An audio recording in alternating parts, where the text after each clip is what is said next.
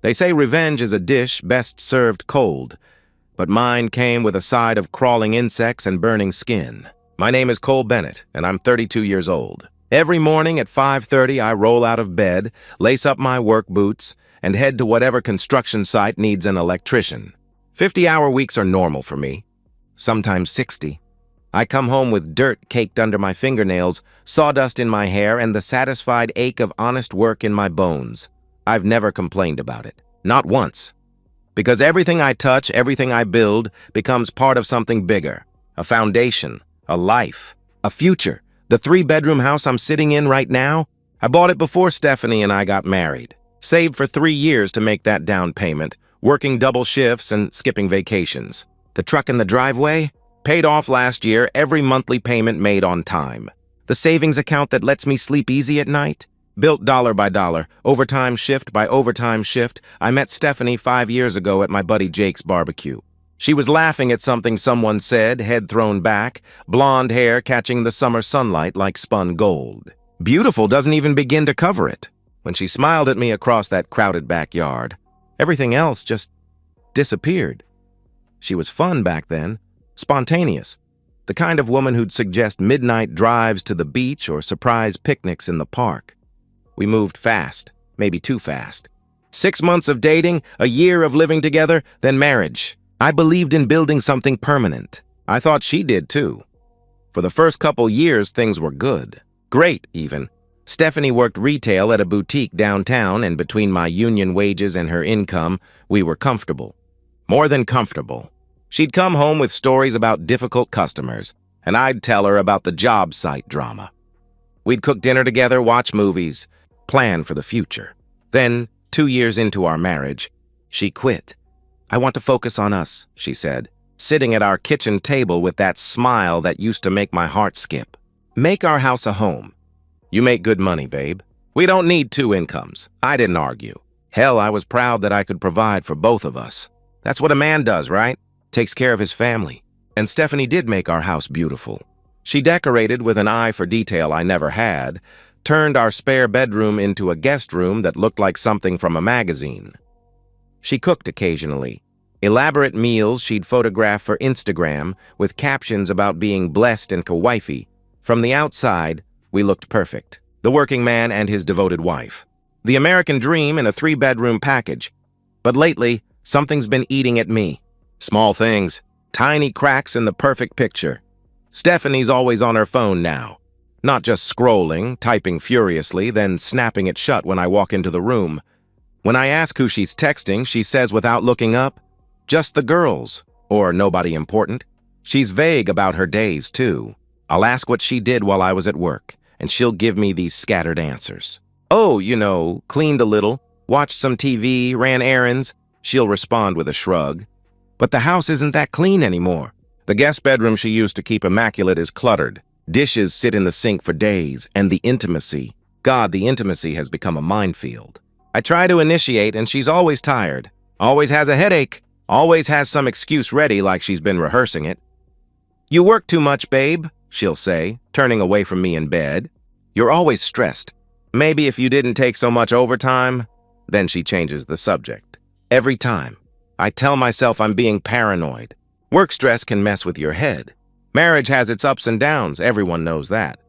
But something doesn't sit right. It's like trying to troubleshoot an electrical problem when you can see the symptoms but can't find the source. This Saturday morning in late spring started like any other. I made coffee, checked the weather, planned to tackle some yard work. Then Stephanie bounced downstairs in a sundress I'd never seen before, keys already in her hand. "Meeting the girls for brunch and shopping," she announced, kissing my forehead like I was her brother. "Don't wait up. You know how we get when we're together." She was out the door by 10 a.m., leaving me alone in the house I built, wondering why it feels emptier every time she leaves. I walked into that guest bedroom thinking I'd just tidy up. I walked out knowing my marriage was a lie. The guest bedroom looked like a bomb had gone off. Clothes draped over the chair, the bed unmade with sheets twisted and hanging off one corner, clutter scattered across the nightstand. When did Stephanie stop caring about this room? It used to be her pride and joy, the showpiece she'd bring visitors to see. I grabbed a trash bag from under the kitchen sink and started cleaning. Old habit from growing up in a house where you earned your keep by pitching in. Besides, I needed something to do with my hands, something to quiet the restless feeling that had been gnawing at me for weeks. I picked up the clothes first. A blouse I'd never seen, some lacy thing that definitely wasn't Stephanie's usual style. Then I straightened the bed, tucked the sheets back in place, fluffed the pillows. The room looked better already, more like the sanctuary it used to be. That's when I reached for the small trash bin beside the nightstand. I tilted it toward the garbage bag, and that's when I saw it, a used condom, partially hidden under crumpled tissues, but unmistakable. The latex caught the morning light streaming through the window, and my world tilted on its axis. Time stopped. I stared at that piece of latex like it was some alien artifact. My brain refused to process what my eyes were telling me. We don't use condoms. We haven't used condoms in years. Stephanie's been on birth control since before we got married. We talked about kids someday after we got more established. There was no reason for condoms in our house. No reason except the one that was staring me in the face. My hands started shaking. The trash bag fell from my grip, hitting the floor with a soft thud that sounded like thunder in the sudden silence. I set the bin down carefully, like it might explode, and opened the nightstand drawer with trembling fingers. Inside, a box of Trojans, half empty. Beside it, a bottle of massage oil I'd never seen before.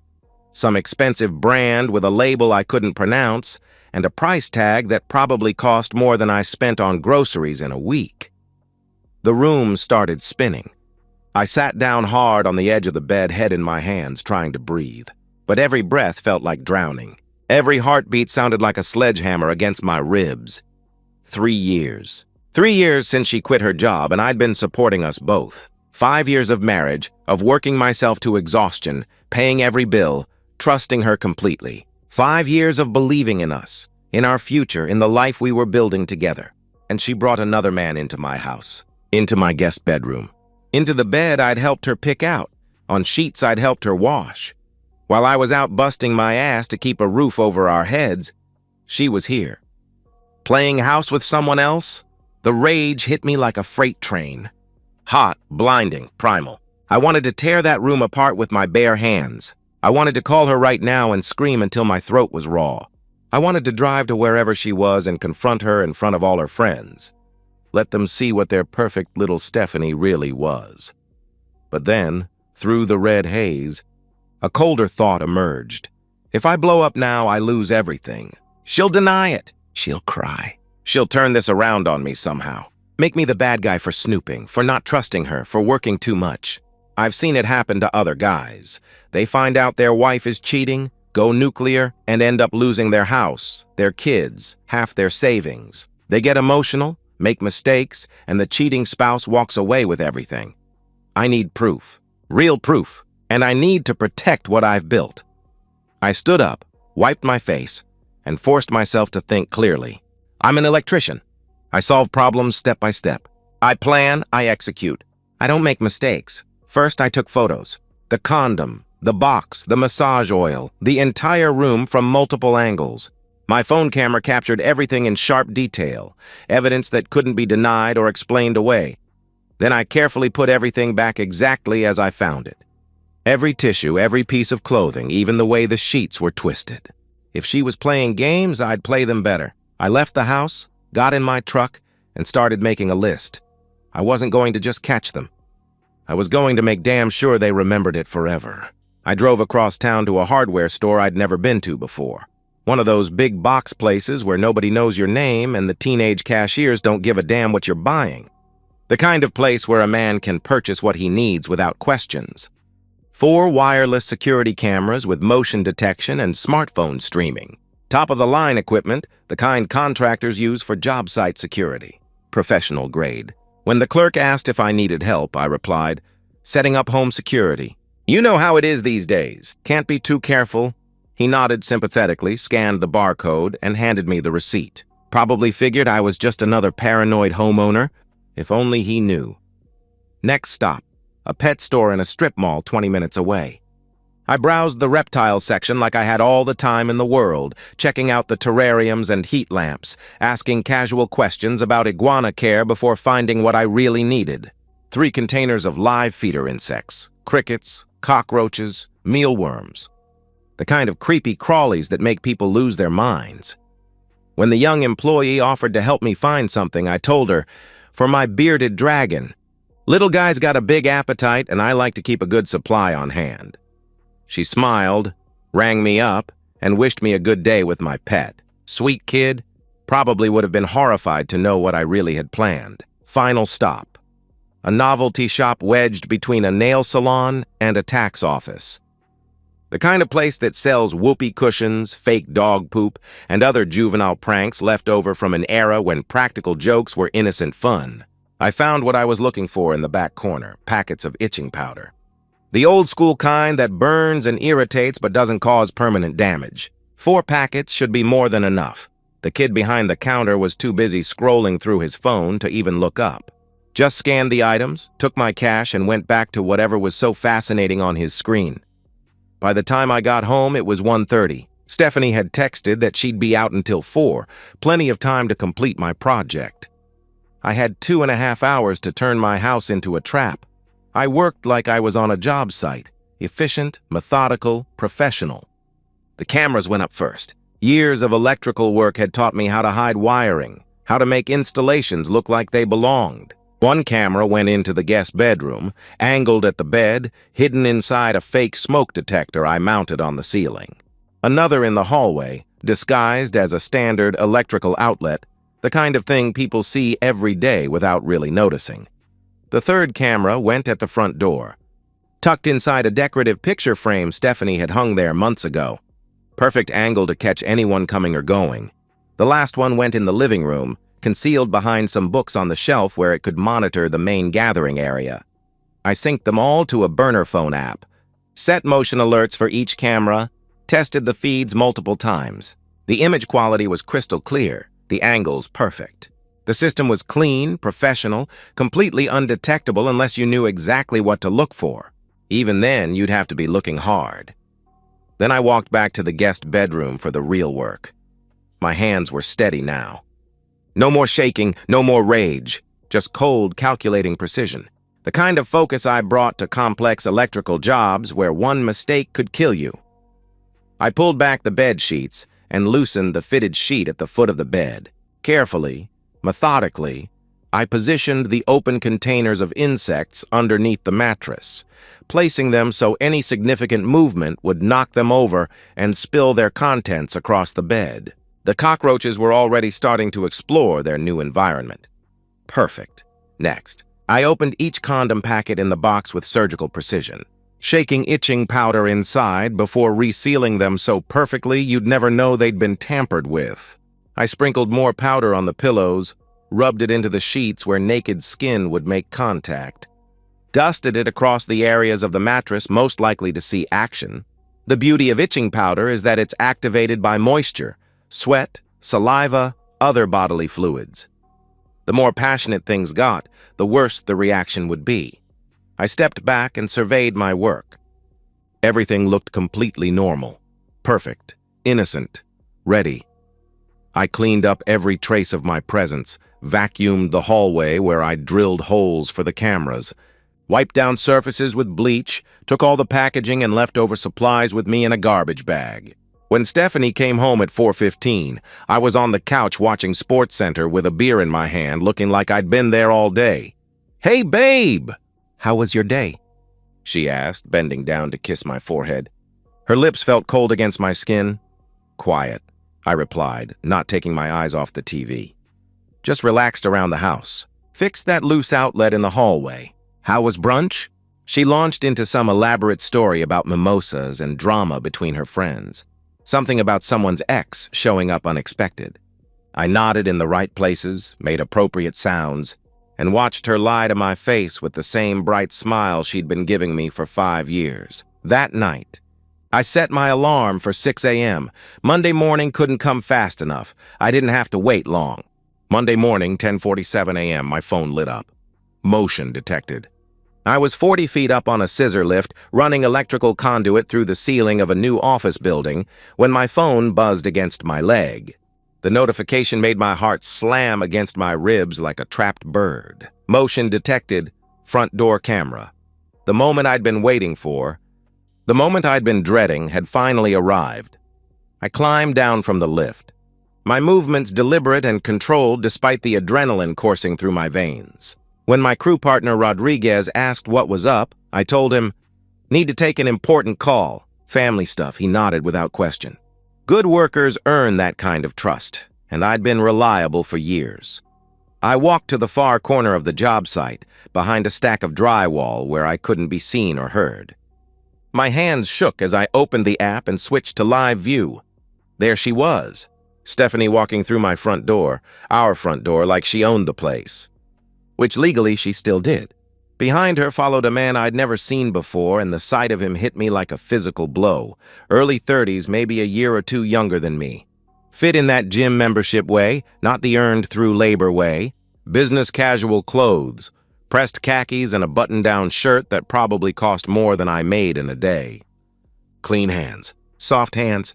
He moved with confidence, looked around my living room with familiarity, like he'd been there before. Like he belonged there.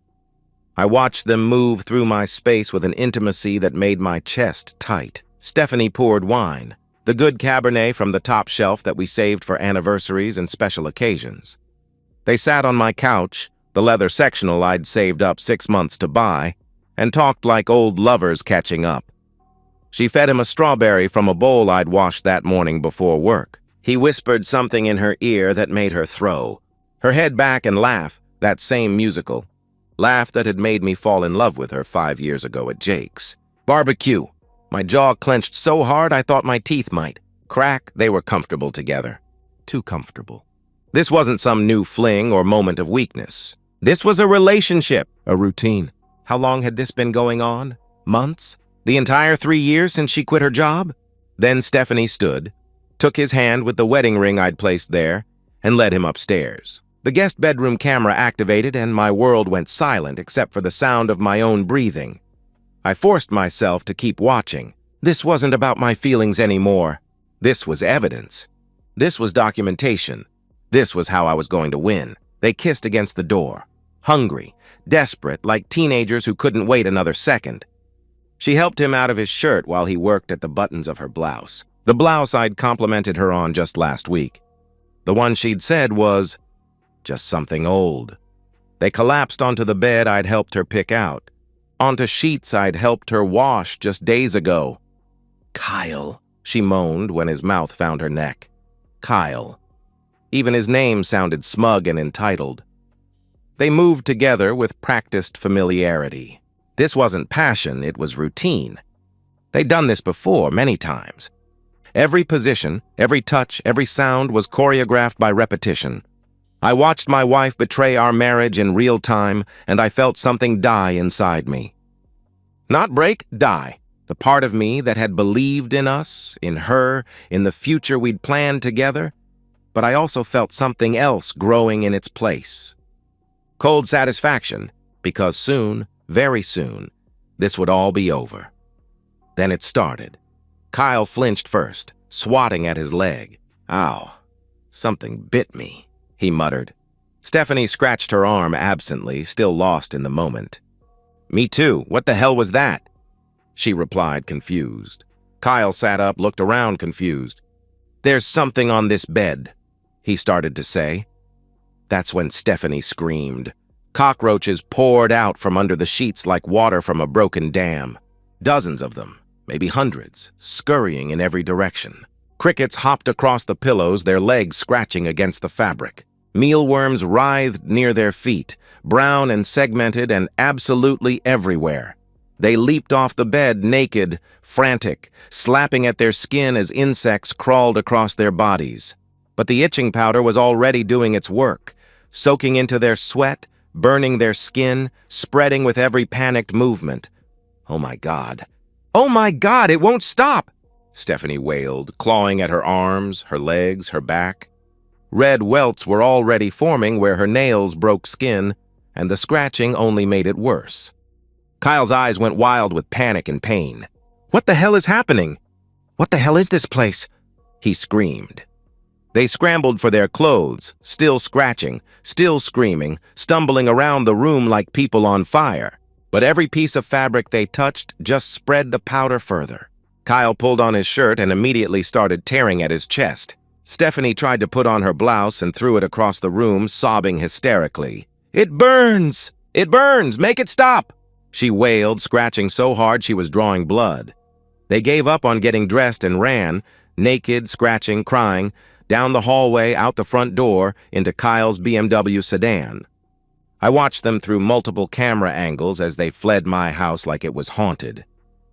Kyle's car peeled out of my driveway, tires squealing against asphalt, carrying them away half-dressed and clawing at themselves like animals.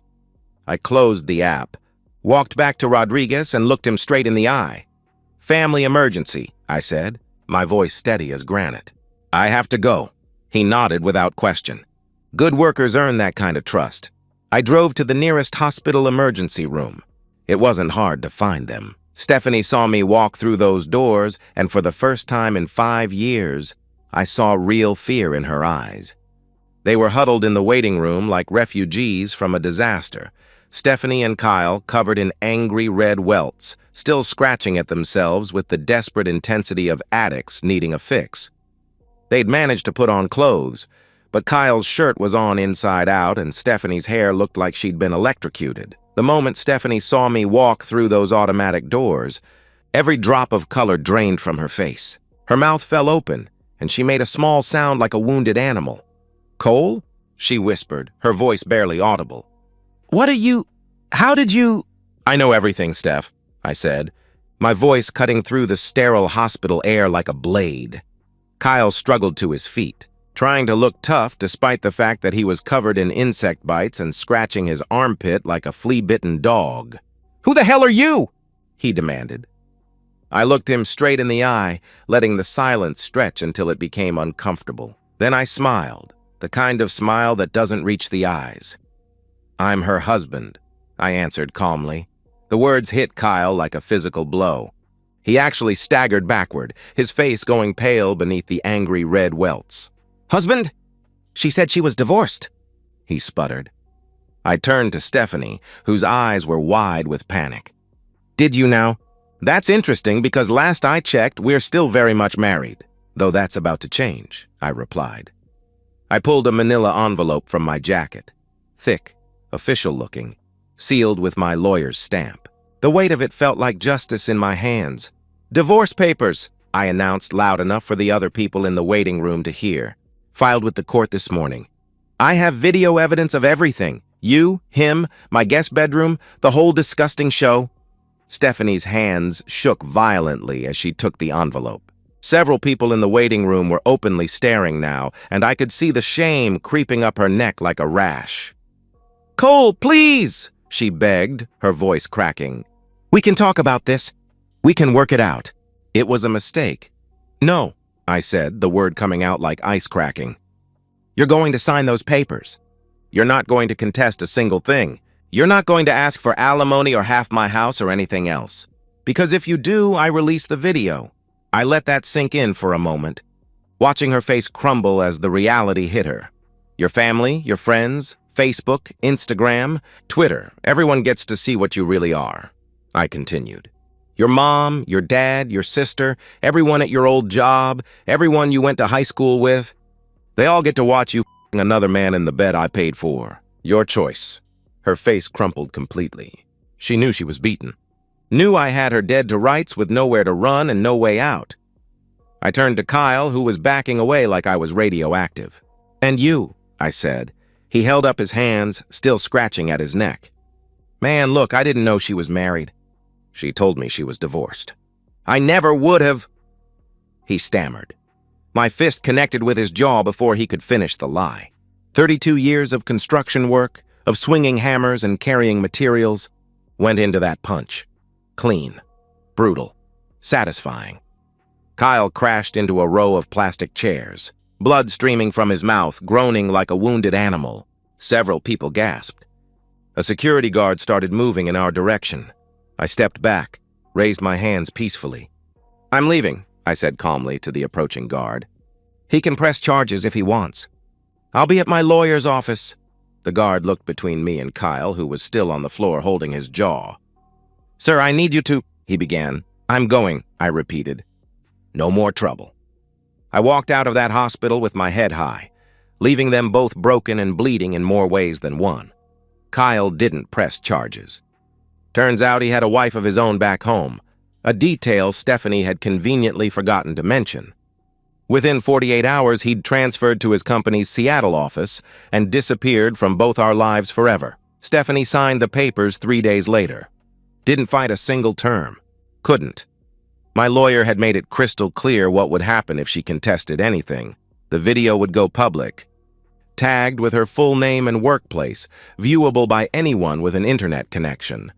She sat in that lawyer's office looking like a broken doll, signing away 5 years of marriage with a pen that shook in her hand.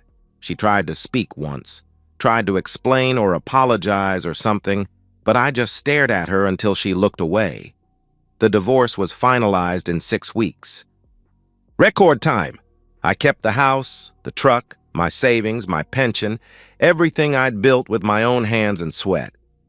Stephanie got her clothes, her car, and the legal minimum the state required, $1,000. $1,000 for 5 years of marriage. For the house she'd lived in, the food she'd eaten, the life she'd destroyed. She moved into a studio apartment above a Chinese restaurant on the wrong side of town. The kind of place where the walls are thin and the smell of grease never goes away. She took a job stocking shelves at a grocery store for $11 an hour, wearing a name tag and a forced smile while scanning items for people who used to be her social equals. Her friends stopped calling. Turns out nobody wants to associate with a known cheater, especially when everyone knows the sordid details. Her family barely spoke to her after I made sure they knew exactly why their marriage had ended. Her social media went dark. I changed the locks the day the papers were signed, scrubbed the guest bedroom from ceiling to floor with bleach and determination, threw out the mattress, the sheets, everything they'd touched, bought new furniture, made the room mine again. 6 months later, I'm sitting on my back porch watching the sunset over the property I fought to keep. And for the first time in a long time, I'm smiling. 6 months after the divorce was finalized, I'm sitting on my back porch with a cold beer, watching the sun set over the property I fought to keep. The house feels like mine again, quiet, clean, peaceful in a way it hasn't been for years. The guest bedroom is now my home office, equipped with a desk I built myself and shelves lined with electrical manuals and business plans. I've started a side business doing residential electrical work. Word travels fast in the trades, and apparently my reputation for reliability and quality work has spread. I'm booked solid through the end of the year, making more money than I ever did just working construction. Building something new from the ashes of something old. I'm dating someone too, Emma. I met her through a buddy at work. She's a project manager for a construction company downtown. Hardworking, honest, independent. The kind of woman who splits the check on dates and doesn't need a man to take care of her, but chooses to be with one anyway because she wants to, not because she has to. "You seem different from other guys I've dated," she said to me last week. Sitting in this same spot, her hand warm in mine. More grounded, like you know who you are. I smiled, feeling lighter than I had in years. "I do." "Took me a while to get here, but I do," I replied. She kissed my cheek, and it felt real in a way I'd forgotten was possible. "Good. I like a man who's been through something and came out stronger," she said softly. She doesn't know about Stephanie yet. About the cameras or the insects or the itching powder. Maybe I'll tell her someday when we're ready for that level of honesty. Maybe I won't. It doesn't matter anymore. I protected what I built. I walked away on my own terms. Sometimes, that's the best revenge there is. Across town, Stephanie Bennett, she kept my name, though I can't imagine why, clocks out of her evening shift at the grocery store. 8 hours on her feet, scanning barcodes and bagging groceries, dealing with customers who treat her like she's invisible. Her supervisor is 22 years old and calls her Steph like they're old friends instead of boss and employee. Her back aches from standing. Her feet hurt from cheap shoes she can't afford to replace. Her hands are dry and cracked from handling cardboard and cleaning supplies. She drives her beat-up Honda Civic, the one with the broken taillight and permanently illuminated check engine light, to her studio apartment. 400 square feet of stained carpet and peeling wallpaper that smells perpetually of the Chinese restaurant below. She heats up a frozen dinner in a microwave that only works half the time. Sits alone in front of a television she bought at a pawn shop. Sometimes, late at night when the loneliness becomes unbearable, she scrolls through old photos on her phone. The house with its perfect guest bedroom. The vacations we took when money wasn't tight. The life she destroyed for a few hours of excitement with a man who disappeared the moment things got complicated. She thinks about me sometimes. Wonders if I'm happy. Hopes I'm not, then hates herself for hoping that. She thinks about Kyle, too, the man who promised her excitement and passion and disappeared faster than smoke when reality came calling. She found out later that he'd been married the whole time, had kids, had a life he was hiding just like she was hiding hers. Late at night, when the apartment is quiet except for the sounds of the city settling into sleep, she scratches her arms absently. The doctors said the reaction from whatever happened that day should have been gone months ago, but sometimes the itching comes back anyway. Phantom sensations, muscle memory, guilt made physical. She puts her phone down, closes her eyes, and tries not to think about the man who built everything for her, and the choice she made that cost her everything. Some itches just never go away. I raise my beer toward the sunset. Toward the future, I'm building one honest day at a time. Emma squeezes my hand and smiles, and I know that whatever comes next, I'll face it as a man who knows his own worth. The past is buried. But justice? Justice has a way of lasting forever.